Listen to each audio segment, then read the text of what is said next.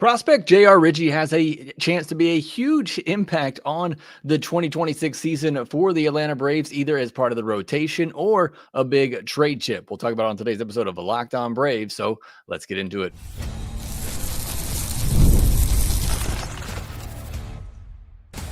You are Locked On Braves, your daily Atlanta Braves podcast, part of the Locked On Podcast Network, your team every day. Hey, and welcome back to Locked On Braves, part of Locked On Sports Atlanta, where we cover your favorite Atlanta sports teams each and every day. We're also a part of the Locked On Podcast Network, which is now the #1 sports podcast network.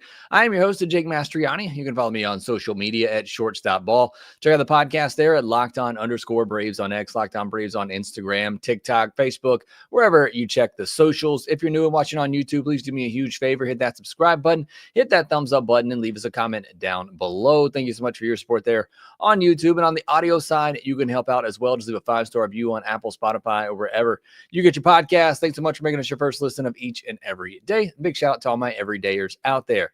Today's episode, we're going to take a look at JR Ritchie. We're going to profile him, what I love about him, some concerns I have with him, and the role that he could play in 2026, either as part of the big league rotation where he's knocking on the door ready for an opportunity, or perhaps as a big trade chip if the Braves make a big move this offseason or during the season. So all that coming your way on today's episode of Locked On Braves, which is brought to you by FanDuel. Right now, new customers can bet just $5, and if your bet wins, you'll get $300 in bonus bets to use across the app. Download the FanDuel app today.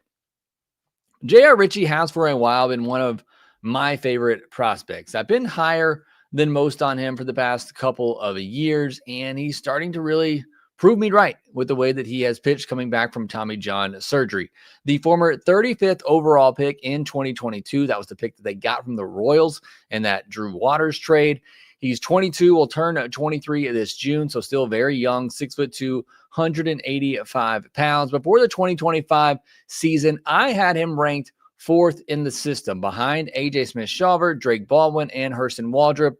Little pat on the back for myself there. That was a pretty good ranking. A.J. Smith-Shawver took big strides. Baldwin won Rookie of the Year, and Waldrop ended up having a huge season as well. And I had JR Ritchie right behind those three guys and just ahead of Cam Caminiti. Those two in particular now, Caminiti and Ritchie, I think are pretty clearly the top two prospects in the system. Most people have Caminiti ahead of JR Ritchie. I have to do some more digging on Caminiti myself, but I think those are definitely the top two guys in the system right now. Like I said, I've been higher on Ritchie than most over the past 2 years as he was coming back from Tommy John surgery that he had in that 2023 season. He only made 4 abbreviated starts in 2023 before he had that injury, and we saw an uptick in velo, and we saw him strike out 25 batters in 13 1/3 innings, which showed another side of JR Ritchie that we weren't quite sure was there. He returned in June of 2024, and they slowly built him back up. In August of that year, once he was fully stretched out and going deeper into games, he posted a 1.37 ERA in 5 starts with 30 strikeouts in 26 1/3 innings. And in those final 4 starts of that month, he went at least 5 innings, giving up 1 earned or 0 earned runs in those 4 outings. And then this past season in 2025, he made 26 starts, had a 2.64 ERA, 1.01 whip over 140 innings, just 87 hits allowed, 54 walks to 140 strikeouts, just a 175 batting average against, 25% strikeout rate, 10% walk rate, and a 50% ground ball rate. I'm rounding up on some of those averages there. But those are your simple numbers for JR Ritchie in 2025. And he did go across 3 levels. He started at high A, made 7 starts there in 41 2/3 innings, had a 1.30 ERA and a 0.79 whip, 161 batting average against, was under a K per 9 at that level, but just a 2.16 walk per 9. Clearly was overmatched. You know, he was overpowering those guys at high A, not necessarily with the strikeouts, but with the results. JR Ritchie did not belong in high A, so they quickly moved him up to double A, and it wasn't quite as dominant there, but in 8 starts, he had a .49 ERA in 38 and 2/3 innings, a 1.11 whip, a 181 average against 9.54 K per nine. So you saw the strikeouts go up, but you also saw the walks go up, 3.96 walk per nine. And then at AAA, 11 starts, 59 and a third innings, a 3.02 ERA, 1.09 whip, 181 average against there as well, 9.2 K per nine, and a 4.07 walk per nine. Very good at all three levels, and very similar numbers between AA and AAA, clearly proving that he's ready for a shot. I know we were all sitting here last year. I know Hot was the one, banging the drum maybe the loudest to give JR Ritchie a chance and see what he has, so that going into 2026, you have some sort of idea going into 2026 if he could be part of the rotation. The Braves decided not to do that, which in hindsight, maybe a little bit smart, because once you do call him up, you take the shine off of the prospect value if you do decide to move him in a trade. And you obviously start that clock a little bit and possibly take him out of the chance of getting that PPI pick that we saw Drake Baldwin get this past year. But I would have loved to seen him, at least get an opportunity. And I do think he was deserving with the way that he pitched at all three levels and consistently good at all three levels.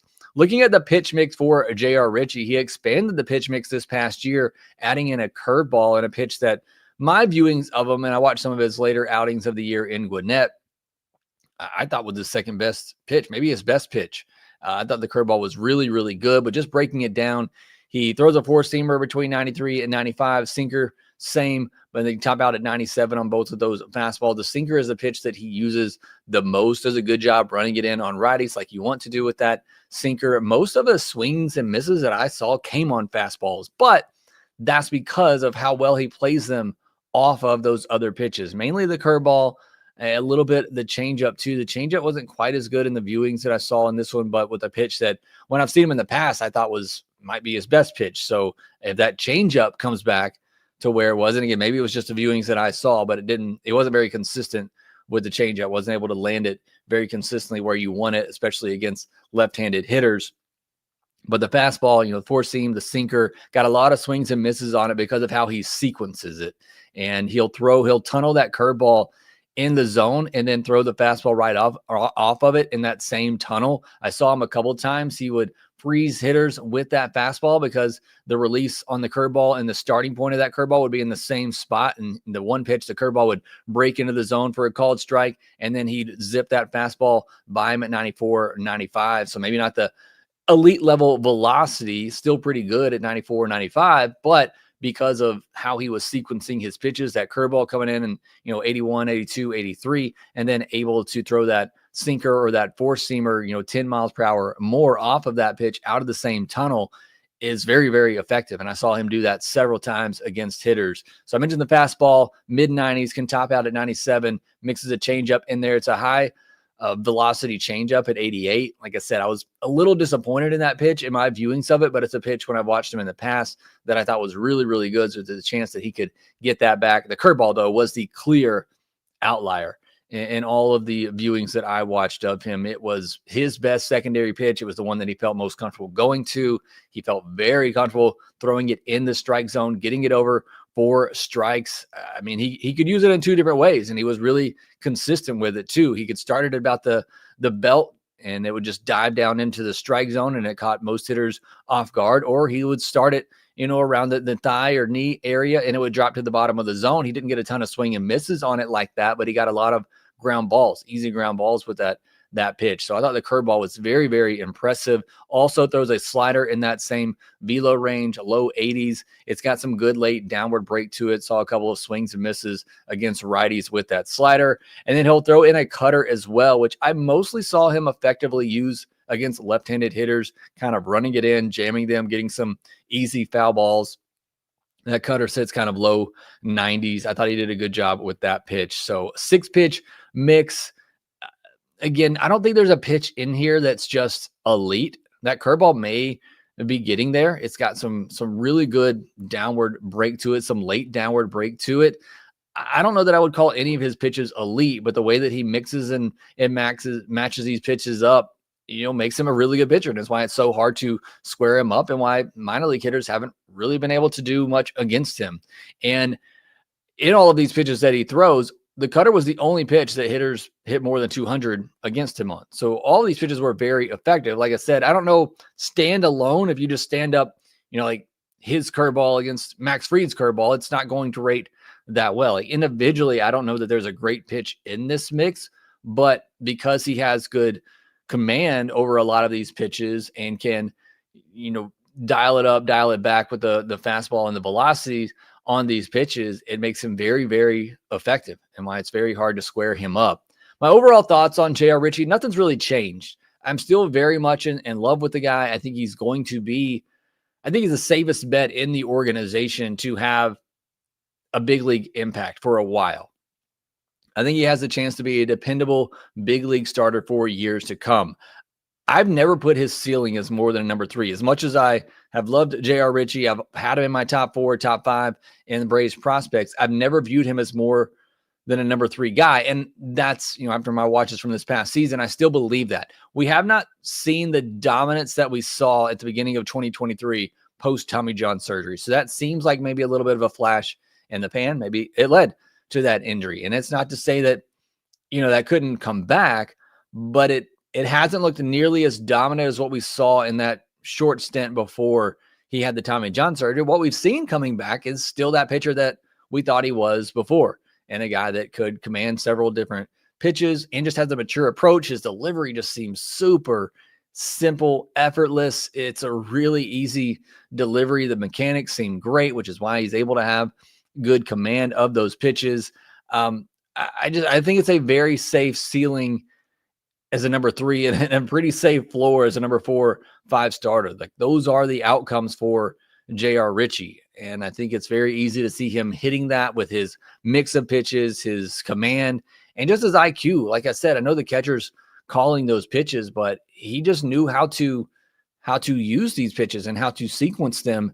And it was just very impressive to watch. My only real concerns with JR Ritchie are the walks that we saw at the upper levels, a near walk per 9 of 4 at both AA and AAA.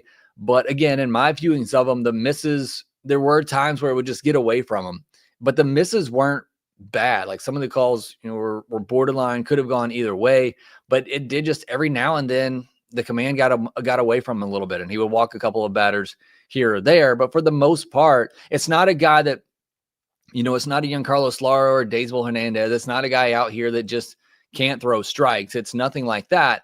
It was just, again, there'd be a stretch or two. It's kind of like we saw, I believe it was Chris Sale last year, where just inexplicably he would walk a guy on 4 pitches. And it was just kind of that same thing with JR Ritchie. I don't know if you just get out of your mechanics for a second, whatever the case may be, and he would just lose command of his pitches and walk a batter or 2.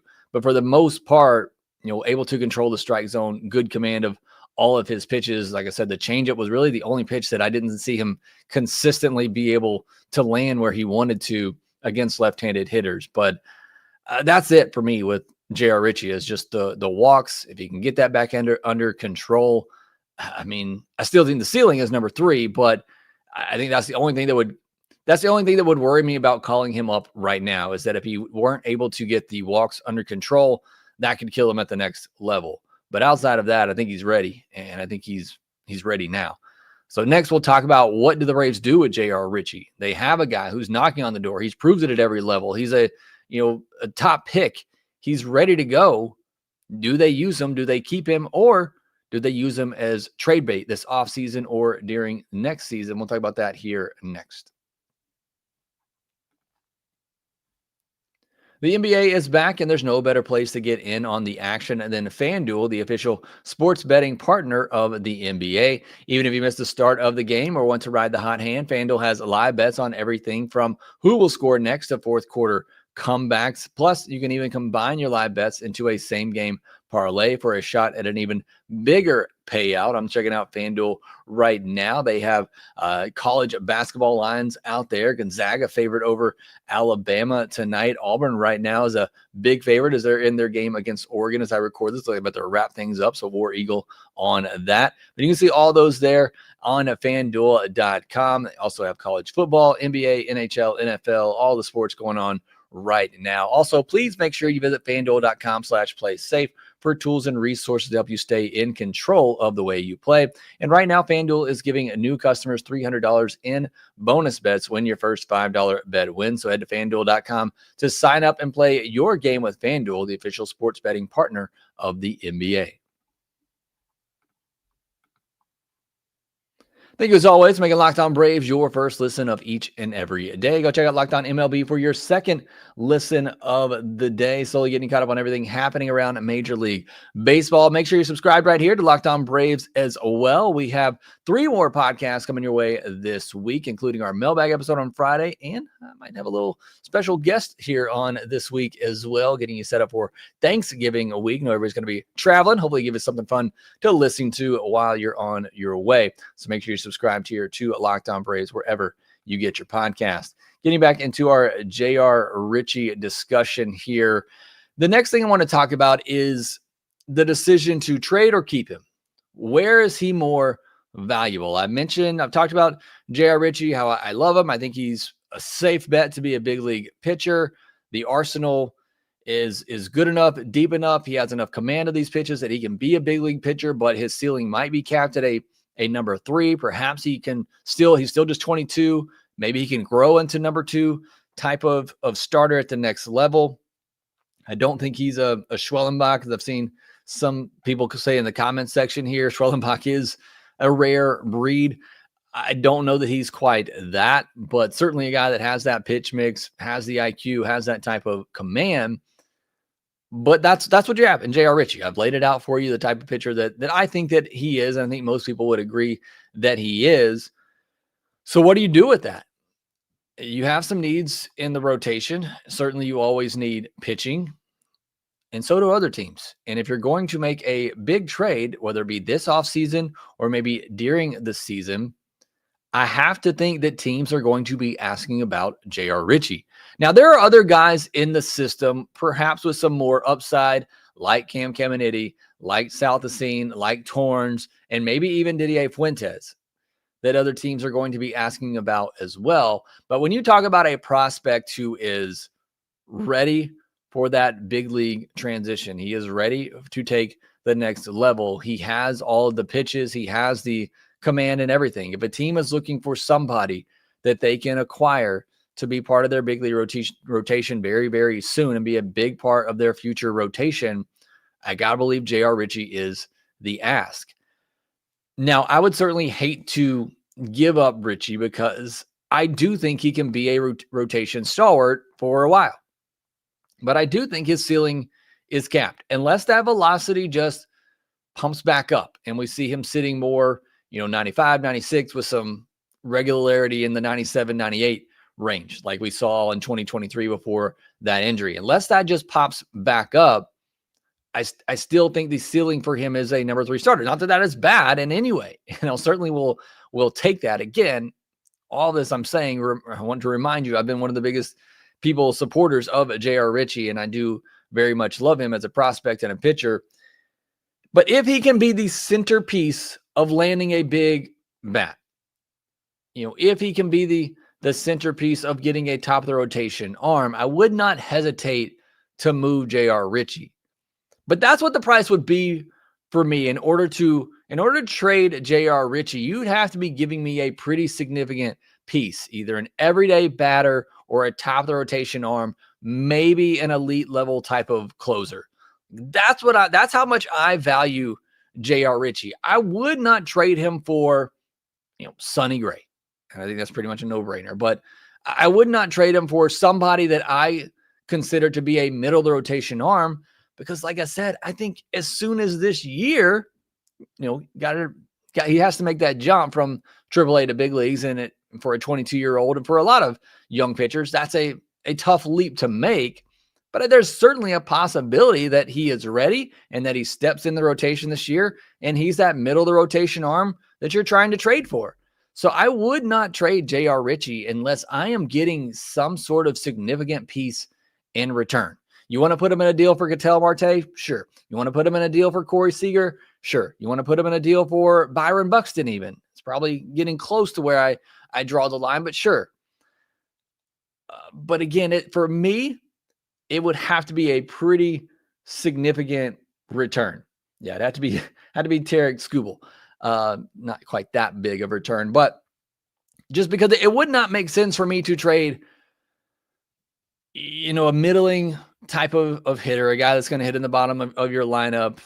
It wouldn't do much good, in my opinion, to trade him for a setup reliever. It wouldn't do much good, in my opinion, to trade him for a middle rotation arm, because I think he's very close to being that middle of the rotation arm, dependable arm that can go out there for you every fifth day for the next 4 or 5 years. Like, I think he has that type of potential.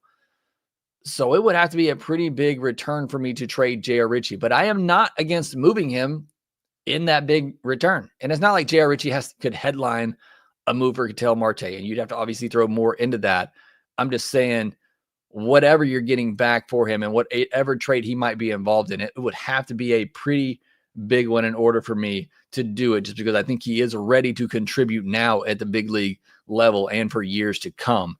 And that's part of my argument to keep him this year, is that the kid seems ready. The floor seems pretty safe.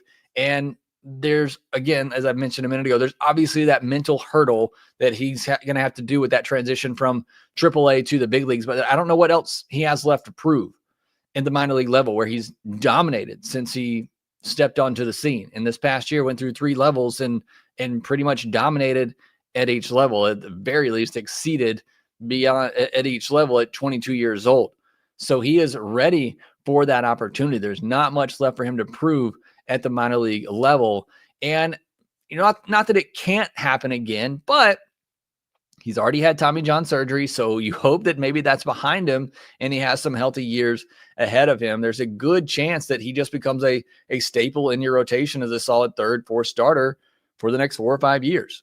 And not that I would rush him for this, but he is a top 100 prospect now, at least on MLB Pipeline, coming in at number 86. We'll have to see where he lands on the ESPN top 100 list and the Baseball America top 100 list. But if he's on one of those as well going into the season and remains on the MLB Pipeline one, then he could qualify for another PPI pick like Drake Baldwin got. Again, would not push him into the opening day rotation, because he'd have to pretty much be in the rotation from beginning to end of the season.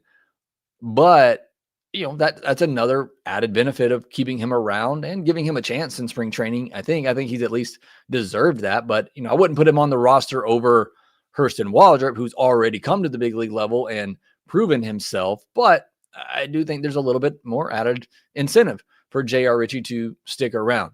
So that's the arguments to keep. My only concerns with him, like I said earlier, are the walk rates that he had at the upper levels. I don't really know what to attribute to that, other than guys having a better feel for the strike zone. Yeah, the automated strike ball system, but that needs to get under control. That needs to get closer to 3. But that's the only real thing that hurts JR Ritchie right now. And it's also just not overpowering stuff. He does have to rely on that command. He has to trust his stuff in the zone, and that's sometimes that big hurdle from going from the minor leagues to the big leagues, is being able to trust your stuff in the zone, because a big part of what I saw from him at the minor league level was the ability to spin that curveball in the strike zone and to feel comfortable doing so. Can you do that with Juan Soto standing in the box? Can you do that with Aaron Judge standing in the box, or whoever? It's a different mind game that you have to play at the big league level. If, hey, I'm going to try to spin this curveball in the zone for a strike and get it over for a strike to set up, fastball or something else off of that. And that's something that you have to see. We just don't know until we see it. But that and the walks are really the only concerns that I have for JR Ritchie. I think he has the tools. I think he has, everything that he needs, the command that he needs to be able to get it done. Now, he did jump from 50 innings to 140 innings last year. That's a big jump. He's likely going to be capped at 170, 175 innings this year, but that's basically the most that pitchers throw these days. So that doesn't worry me too much. So I think just laying that out there, like I said, unless I'm getting a big return, I'm keeping JR Ritchie, and I think he's going to be a big part of the rotation in 2026 and beyond. But let me know your thoughts in the comment section down below. What would you do with JR Ritchie? Who would you trade him for in any type of deal? Maybe he's non-tradable for you? Maybe you absolutely have to keep him in your rotation. Do you think he's ready for that opportunity? And can he stick in the big league rotation? Let me know down in the comment section below. Next, we'll get into some of the news of the day. We'll talk more about that Joel Payamps signing and everything else happening around Major League Baseball. We'll do all that here next.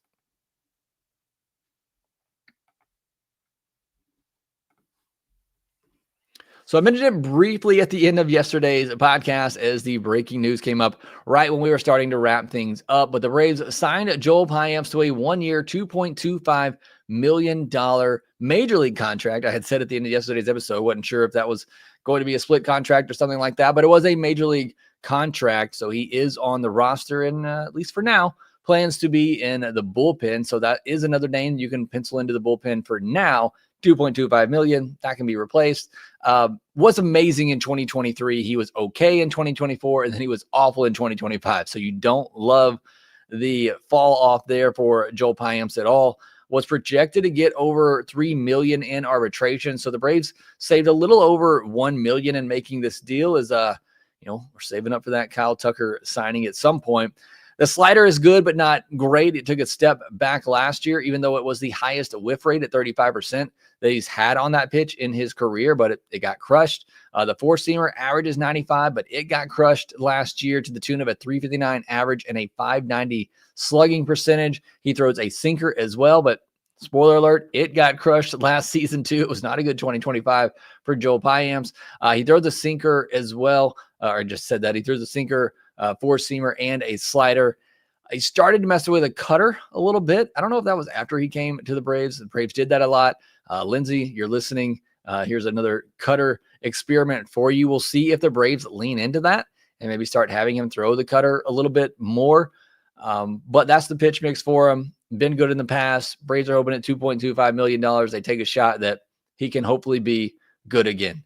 I know a lot of you, like myself, we got to see how the rest of the offseason plays out, but it gives you an opportunity to stick Joel Payamps as the 6th, 7th, 8th best guy in your bullpen, see what he can do early on in the season at $2.25 million. If it's not working out after the first couple of weeks, you can let him go. And hopefully by that point, maybe Daysbull's proven himself ready. Maybe Lara's proven himself ready. Harris, somebody else who has options that you can send down. You can start the year with Pyamps. Just don't use them in a clutch situation on opening day like you did Hector Neris last year.